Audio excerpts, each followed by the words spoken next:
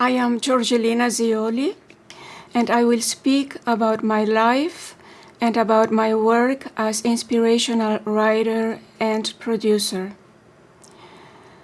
I am not a licensed mental health practitioner, so this is all based purely on my experiences and my conclusions, so take what feels right and leave the rest.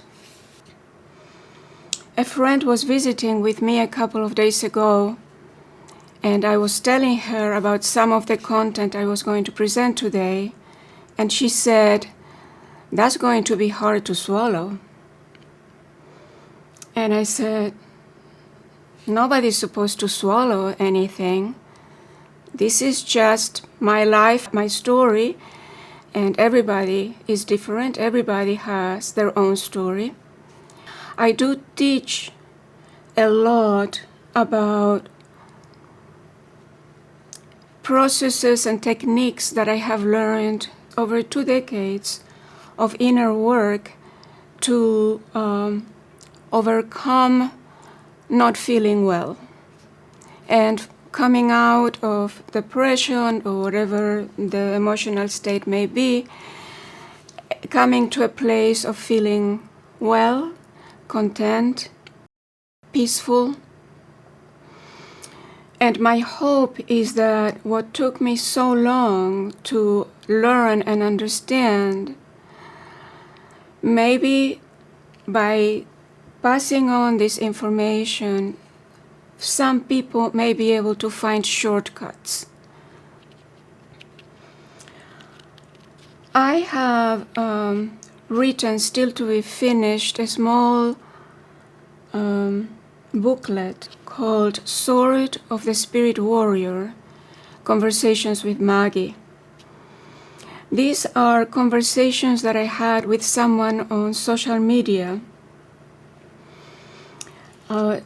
She was responding to my posts, and this long, exhilarating interaction happened, in which it became clear that the way I live my life, the way I navigate my life, the way I respond to situations, my mental structures, my belief system, how I process things are completely different to the way she operates in her life, to the way she responds, to the way she processes things. So literally, we belong to different planets. We are completely different. And yet, we were connecting, listening to each other, learning from each other, and respecting each other, or admiring each other here and there, feeling grateful for each other.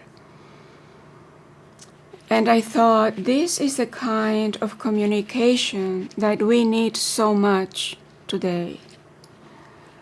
Communication in which two people that are completely different are capable of having without conflict, in harmony. A few words about my background. I went to the New England Conservatory of Music. I am a former concert organist and singer. I specialized in the development of church music programs. I taught Tai Chi also. I taught music. My father went to Juilliard, also with a scholarship. My mother was a scientist and a great pianist. And my sister also was an organist and music teacher. So music was big for us.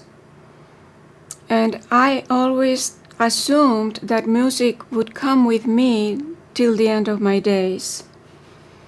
But life has many turns, many surprises, and at some point, music started breaking away from me. And as that process was unfolding, it was a gradual process, a new cycle was beginning. also a long cycle. This was the cycle of writing and producing.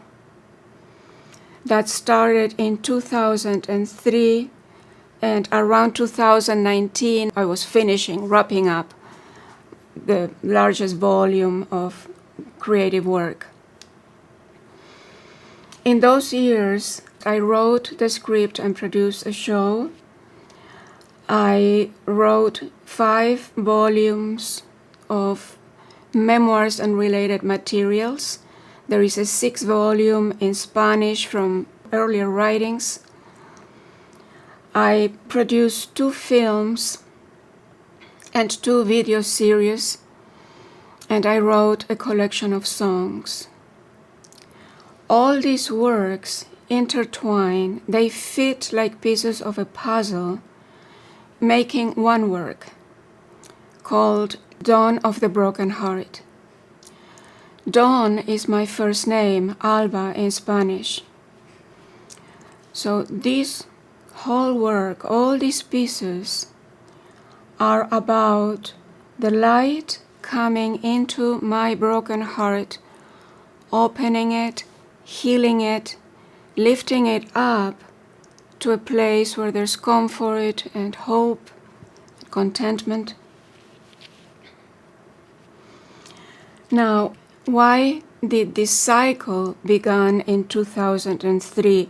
That is a very specific date.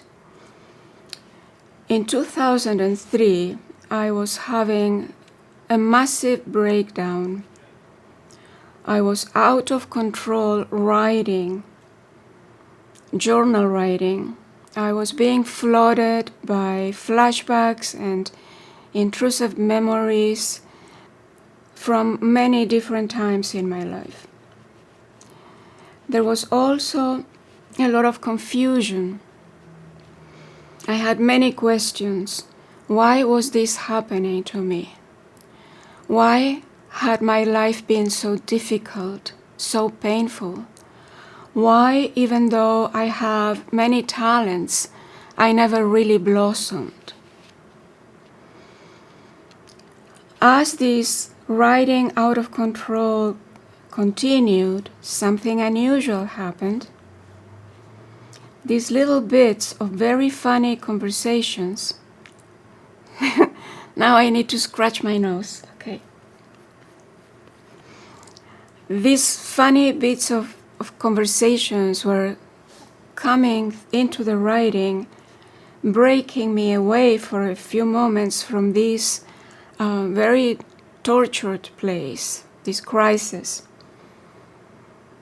As these conversations continued, pulling me away from here, they evolved, and a magical world of writing opened up here, counteracting this emotional breakdown. Now let's stop here for a moment. Let's go back to 1979. I was born in New York, I was raised in Argentina, and I came back here in 1979. Preparing to leave Argentina, for the first time, something opened up in me and writing was pouring out of me in 2 different directions. On one hand, I was closing that chapter of my life in Argentina, and I was having all these very funny anecdotes coming to me about my life as church organist. So I wrote a collection of my ecclesiastical memoirs that are on my 6th volume in Spanish. The other direction of my writing was getting off my chest things that were happening in my life that were very chaotic. And so I needed to get it out of my system. And as I was writing those events that seemed to be interfering with my ability to make it to this country, that writing was coming out with a lot of humor. Some of that writing is in my second book, Flashback Part 2, Argentina. This is life as a young woman in those years. When I came here, when I arrived, that outpour writing continued in letters to my sister.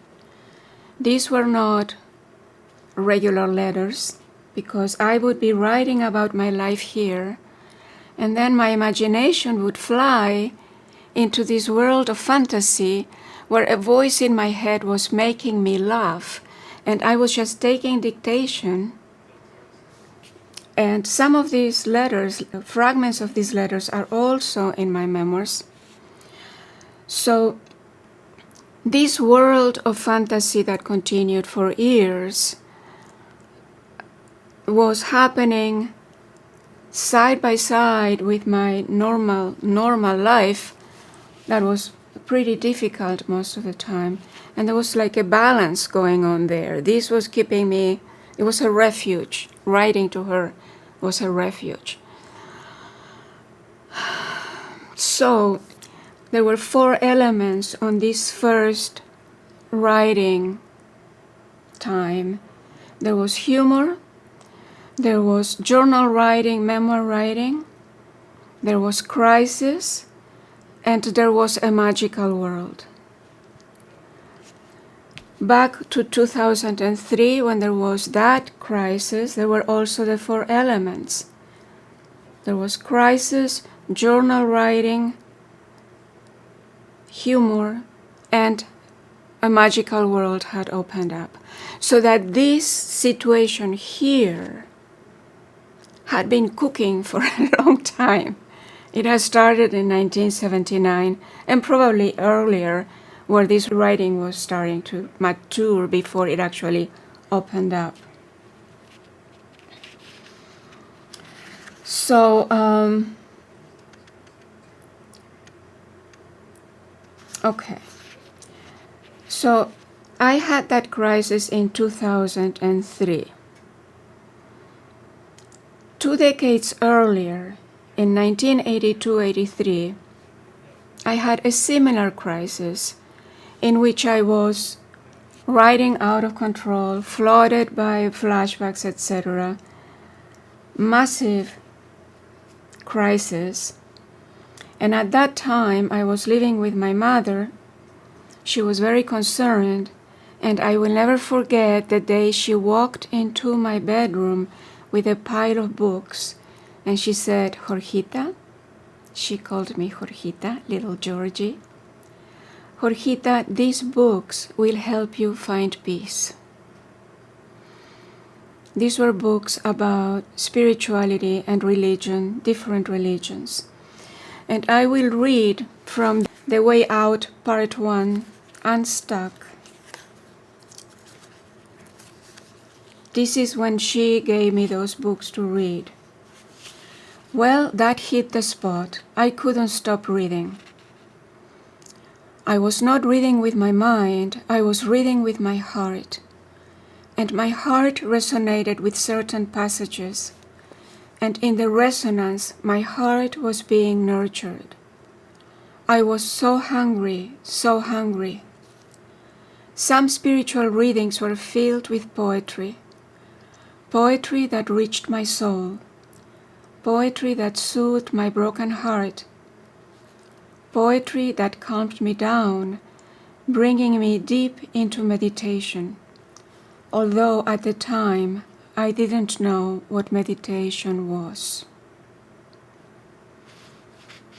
So, spontaneous meditation through reading spiritual material nurtured me, pulled me out of that agony,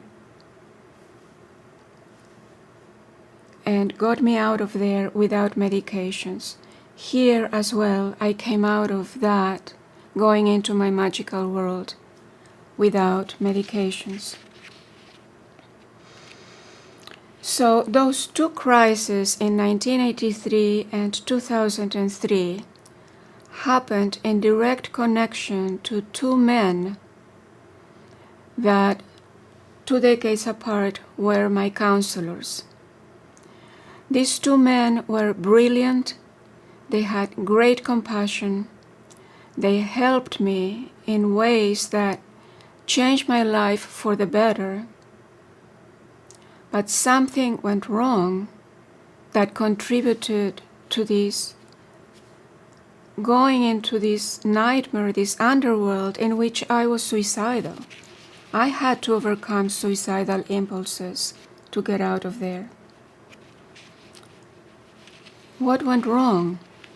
Something in the counseling interaction went wrong. It has taken me years to come to terms with what happened, trying to understand how could these two men that had helped me so much had also participated in me going through this horror that really marked my life.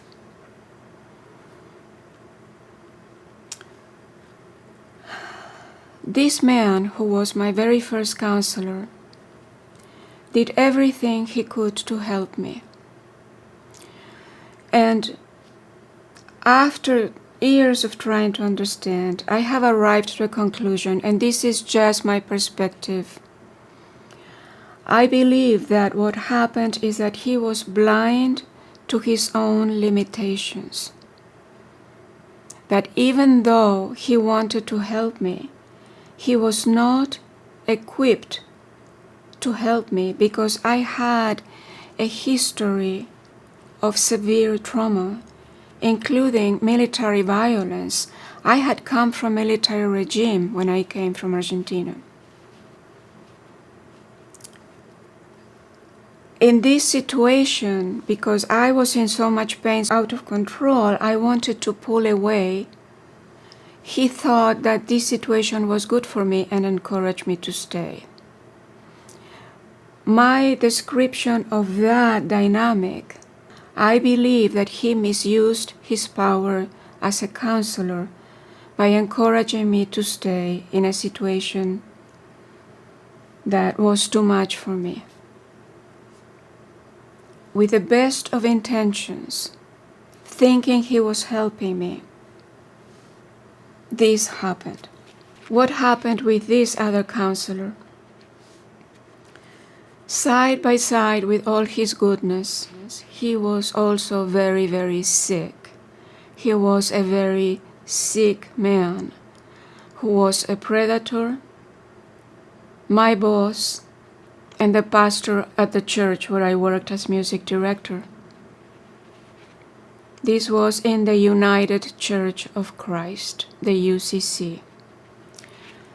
What happened there is a very, very long story, and I will not go there, but I will say a few things because I think it is important for people to know that these things happen. It is important for people to choose to think about it or not, to take action or not. It's always about choices. So Tom left the church when it was known that he was abusing a woman from the community. I want to clarify, it was not an affair. It was abuse of power, which equals sexual exploitation. That is not an affair. An affair happens between two consenting adults when there is equality. When there is abuse of power, there is no equality. There is sexual exploitation. When this was known in the church, he left, and 1 year later, in 2001, the week after 9/11, I was called to a meeting with church leaders. At that meeting, I felt blamed, silenced, and forced to resign. I will say this again. I felt blamed, silenced, and forced to resign. I was also told that there would be no restitution, that Tom had left the church and that was all that was needed. Shortly after I left that UCC church, the response team of the UCC calls me. They were conducting an investigation. I gave my testimony. His ministerial standing was terminated, and I received $1,500, the maximum amount allowed from the Victims Fund of the Massachusetts Conference of the UCC. I also received $285 to attend a retreat for women victims of clergy sexual abuse called Is Nothing Sacred?, which is the title of a book written by a UCC minister, Marie Fortune. And this book is about a pastor, the women he abused, and the congregation he almost destroyed.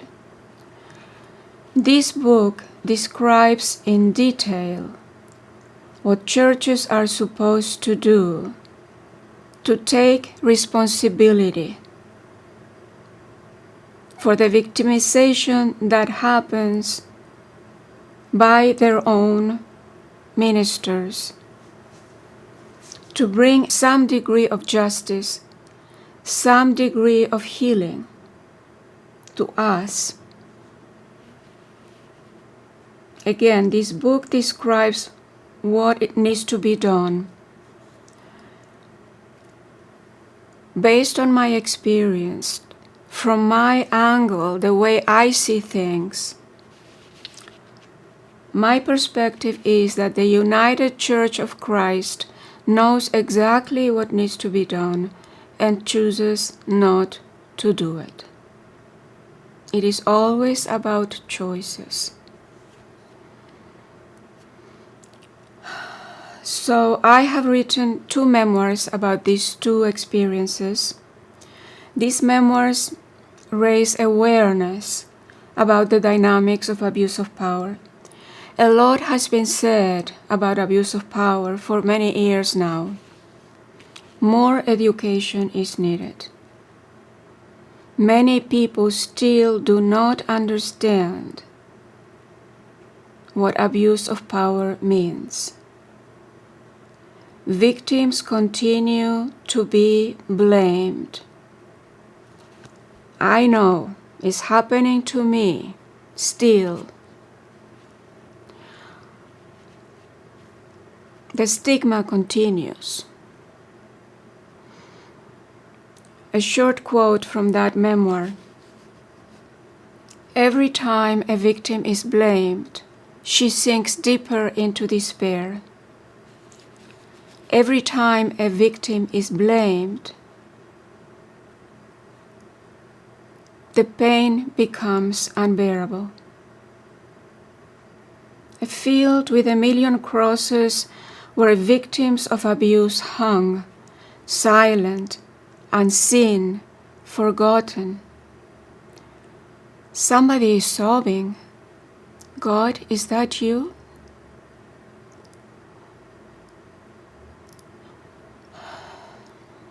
George Bodger from Gloucester read this memoir, and he says, a powerful, moving, and deeply troubling treatise about clergy sexual abuse in a UCC church.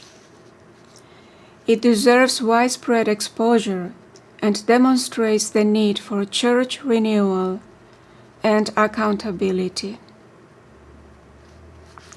Will that ever happen? I used to meet, for years, I met with pastors needing to tell my story. I would cry. I had some pretty severe pain coming, crying out of control, and they would listen. They would lit a candle, they would pray for me. It helped. I don't do that anymore. I don't need that anymore. I don't walk into churches anymore. I hadn't walked into a church in years. It happened because miracles happen, synchronicities happen. A lot of synchronicities happen in my life.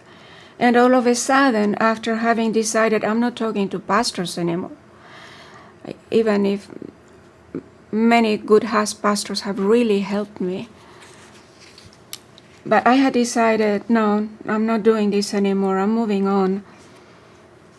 Somehow I landed at a church office talking to a good pastor from a different denomination. At the time, I was in this kind of desperation, thinking that if I die, this work will die with me because I have not been able to deliver it, and wondering, can I find an organization that will give it a home? And I searched, I reached out, nothing ever worked. And then I realized, this is spirituality. This belongs in a church. Of course, what church would want me? And so I asked her, would she consider having the files of this memoir in the church's library or something, so that maybe someday the right person would run into this and get all this information about what really goes on. Because communities don't know what's going on behind the scenes. They don't know. So, bottom line, she was going to respond to me. I never heard from her. And it's okay. It's okay. I know she did the best she could, and meeting with her helped. Okay, now I'm going to stop talking about the church, and I'm moving on. Well, actually, no, I will keep talking about the church, but in a different light.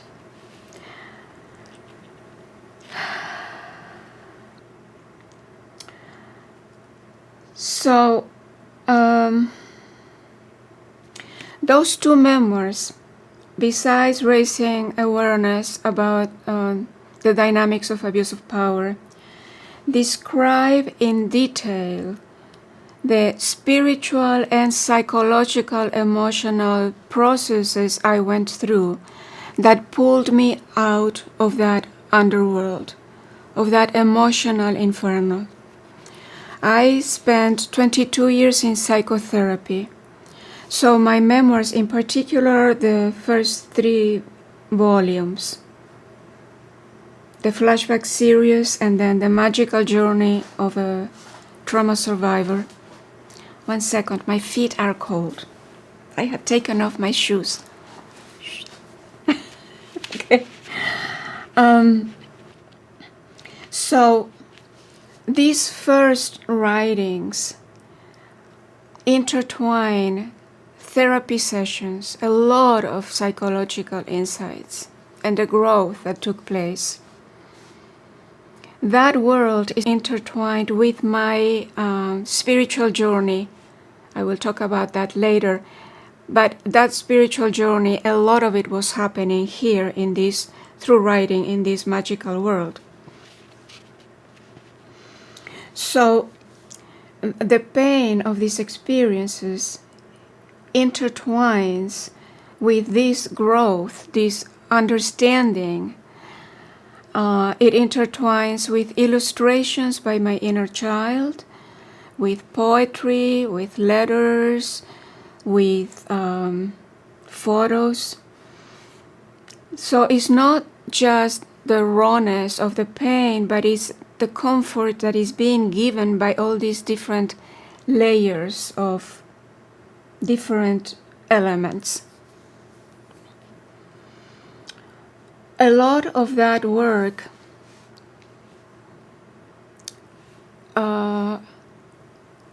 is inner child work, which happened very steadily with Stuart, whom I began seeing in 2000. He is a specialist on abuse, and I start therapy with him out of this whole crisis with the church. So my years with Stuart had a lot of this inner child work together with that magical journey. The voice that shows up through my writing, there are many voices there. The voice of the child is very prominent. I didn't know it for a long time that whoever was talking there was this little girl in me that is a riot. She really is a riot. And then I was like taking dictation of these conversations, and then I realized, oh, that's the little one. So, okay. So from these two experiences today, I don't remember the pain anymore of those counseling situations, but I do remember the goodness of these two men side by side with what went wrong. They were both true. Because I feel better, my mind has cleared, and I can look at this whole picture with more objectivity. What this first counselor did for me, this man spoke about truth. He was a truth seeker. And when I met him, I was very, very lost, very confused. And the writing opened up in this counseling situation. And that's when I started exploring, looking, trying to understand. And when he was speaking, he was guiding me to find my truth. That process of searching for my truth continues today. Is unending, it's a never-ending process, because there are layers and layers and layers to keep discovering who I really am. So that's what he did for me. What did Tom do for me? The good side of Tom, the part of Tom that was healthy and compassionate. He knew how to support me as music director. He knew how to support everyone. It wasn't just me. And because Tom supported me, the music in that church blossomed. We had 4 choirs: children, youth, senior, and bell choirs. We brought all choirs together. I would find music where everybody would have a part, and it was glorious. The music we made was glorious. And I don't forget that. I don't forget the music. I don't forget the people, the singers, the musicians, all those people that did so much. I'm remembering the good things. Part of that last year after Tom left, that music program started breaking down. That was the beginning of the breaking down of my music. It did come back a little bit later, but then it just is gone. Tom also helped me with Project Maracaibo. I was grieving my sister's death. In 1995 she died. And it just landed on my lap, this project. I had to do it. I had to follow what was happening. And my sister was very, very compassionate, and she was always helping people. And so I met someone that was connected to a community in Maracaibo with thousands of people that lived in dire poverty. And there was Huntington's disease very spread there, tremendous suffering. And I felt I'm going to run a mission project in memory of my sister. I could not have led that project without Tom's support. And again, I don't forget the people that worked so hard to help that community. But without Tom, that would not have happened.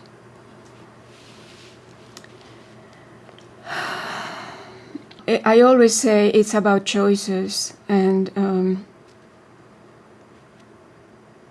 for the longest time, my choice was to stay true to myself and to feel the rage and the pain and the confusion that these situations had brought to me. But somehow, and there was a lot of grieving, somehow things became clearer. And now I don't think anymore about that bad part. It's like I have shed it through tears probably, and through understanding. And so today I choose to remember the good things. And one of the good things that came out of that project, besides helping that community, this was amazing for me, is that I had the opportunity to speak on the phone with Dr. Margot DeYoung, who was at the time the one doctor in Maracaibo, one doctor for thousands of people. She would see 100 patients a day, okay? One doctor for thousands of people, 100 patients a day.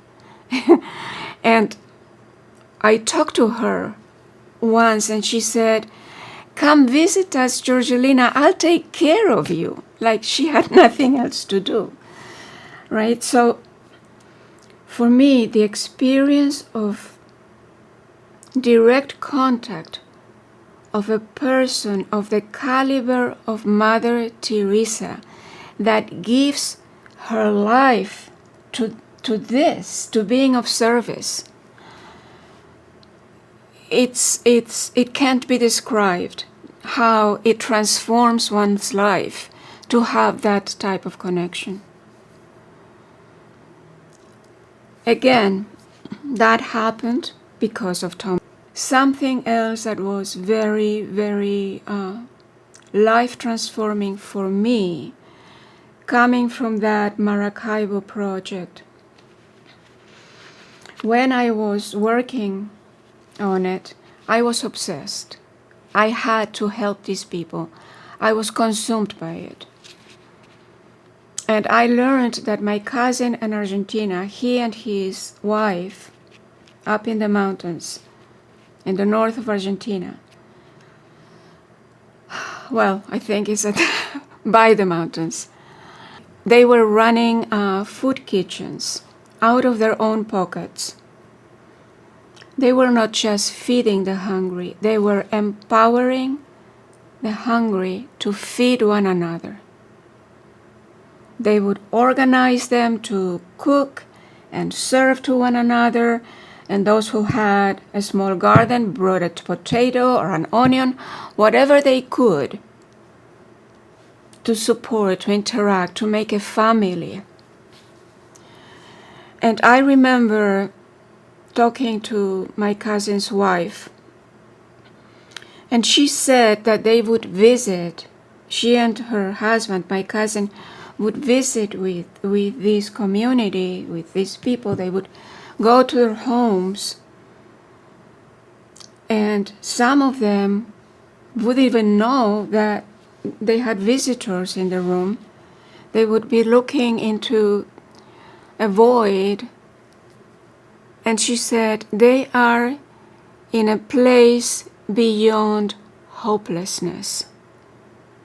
A place beyond hopelessness. And when she said those words, I was like shocked.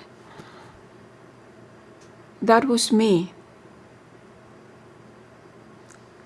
That was showing, it was a mirror of what I had in me, a place beyond hopelessness. And all of a sudden, this whole obsession about Maracaibo, it broke.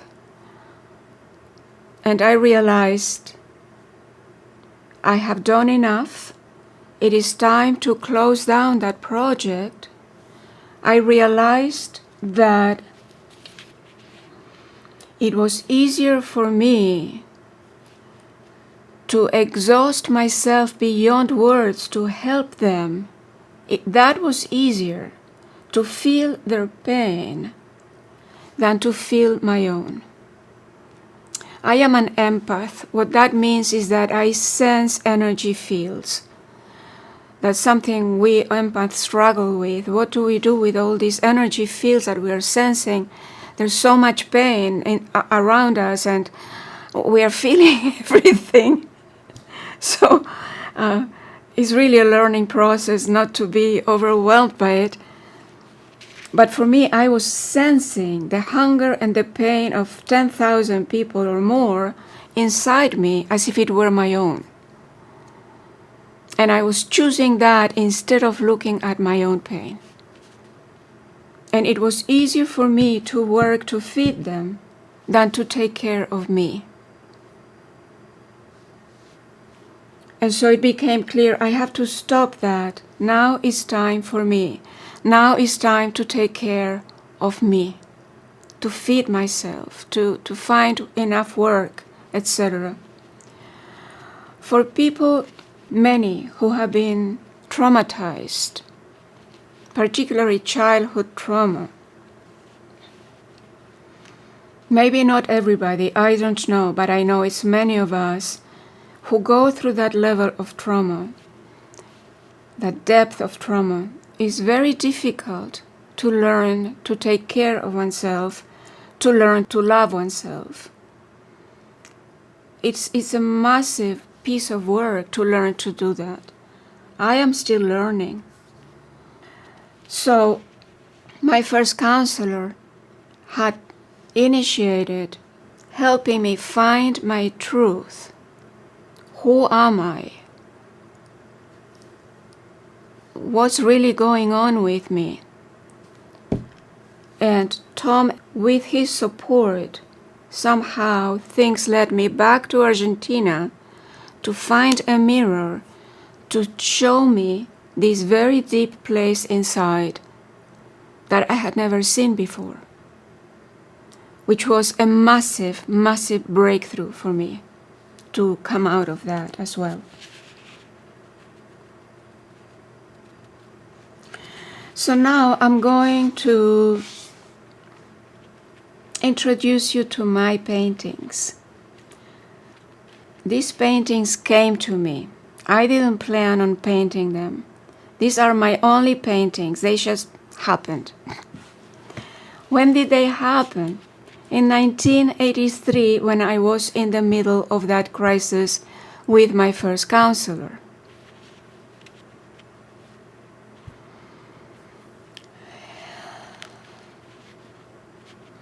How did they came to me? My mother was working in a project that involved painting teaching aids. She was doing research on math education. She was developing teaching aids. She was painting them. There was paint in the house. There were brushes that needed to be cleaned. And there were very ugly, old, rusty cabinets in the kitchen that I hated. And one day I said, that's it. I'm cleaning the brushes on those cabinets. And I went like that, and 4 paintings came out. And those 4 paintings summarize this whole work. They summarize who I am. They summarize what I have gone through, the process that I continue to be on. And so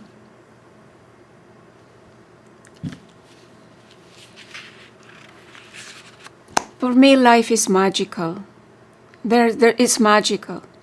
As hard as it has been, as painful, the depth of the pain I have gone through, you have no idea. And now it's like I don't care. because it has revealed layers that for me are magical. Those paintings coming through me at the time when I was in that crisis, having the paint and the brushes right there for me to do this, I would have never thought of getting paint or canvas or something. That was not my thing. Anyways, the first painting, the fire. The fire of emotional hell. I have been there, and I'm sure many can identify with it. And actually, the covers of my first 3 books of the flashback series, that painting was supposed to be the cover. That is what's in those books. That paint is there. Second painting. This is the process, the inner processes that had begun during this crisis and that continued for many years. I will describe that process in a moment.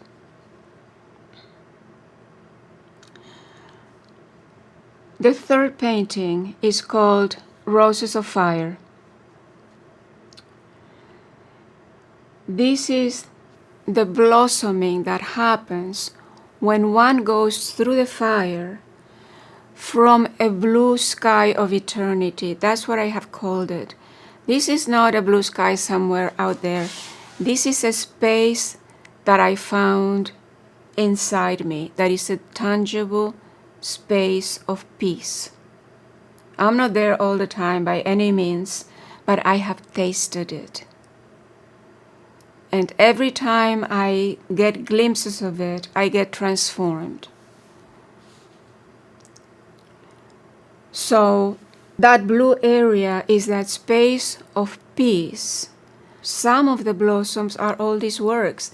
The books, the paintings, the videos, the music, all of it is the blossoming, the creative blossoming. So let's look at the second painting. Oh, no, wait a minute. I forgot. There's a fourth painting. And who is that? That is Mr. Rabbit. And who is Mr. Rabbit? It's one form, one manifestation of my inner child. It is the joy and the spirit of my inner child that connects with the joy and the wisdom and the funny side of my inner child.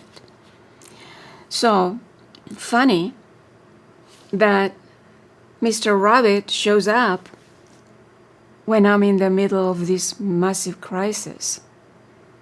The way I look at it now, from the distance,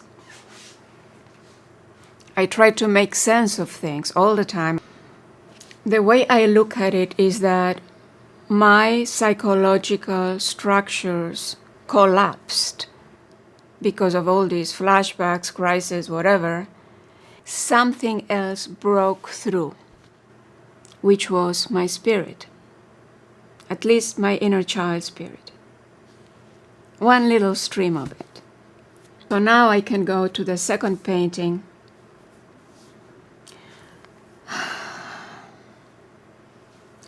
The bottom layer is a green area. I call that my subconscious. That's where my history of trauma was hiding. I had no idea of what I had inside. And when I was exposed to regular triggers, which is part of what was happening in these 2 counseling situations, exposure to that broke that seal of the subconscious, and the fire of emotional hell came up. When I was in that fire, and I tell you, it burns, it truly burns. I was fighting for my life, literally, because I was suicidal. I had to get out of there. How did I fight? And I'm sure this is different for everyone, but this is the way I did it. This is how it worked for me. My fight consisted of studying, learning myself, studying myself, becoming aware of myself, becoming aware of my emotions, feelings, thought patterns, reactions, ways of interactions. That was one piece of it, becoming aware of all this psychological stuff. For a while in the beginning, I read a lot of self-help books, and I would see my own life, myself, reflected on them, and I learned a lot. That didn't last too long, because I moved on to these spiritual readings that were nurturing. I needed nurturing. And that was the food. So for years, I read and read and read and read. And when I started writing, I couldn't read anymore. Right now, I cannot read much. I just, my head doesn't go that way. So the fighting was about learning. And as I learned about my inner world, which is an infinite universe in there, and about these soul evolution processes, my levels of understanding started rising. By what I mean by that, part of how that happened is that I learned to look at the other side of the situation I would be in, to look at it with a broader mind, even with a cosmic mind. So reaching this level of understanding, which is represented by the yellow in the painting, that lifted me up from the fire. I don't go into the fire anymore. I don't feel that pain anymore. Crises keep happening in my life out of the blue, and that's just the way life is. But I don't seem to suffer anymore, not the way I used to. And if I suffer some, I have tools to get out of there quickly. I've learned a lot.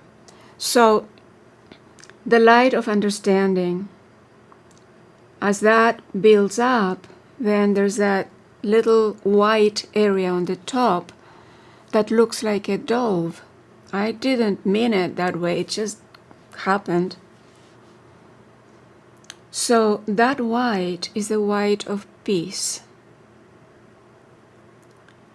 It's the white of the pure heart of the child. It's the white of innocence, the innocence of the child.